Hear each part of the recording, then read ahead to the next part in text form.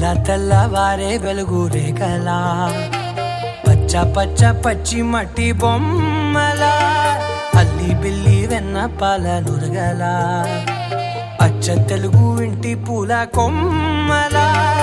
దేవదేవుడే పంపగా ఇలా దేవతే మా ఇంట అడుగే పెట్టెనంట బ్రహ్మ కళ్ళలో కాంతులే మా అమ్మలా మా కోసం మళ్ళీ లాలి పాడేనంట.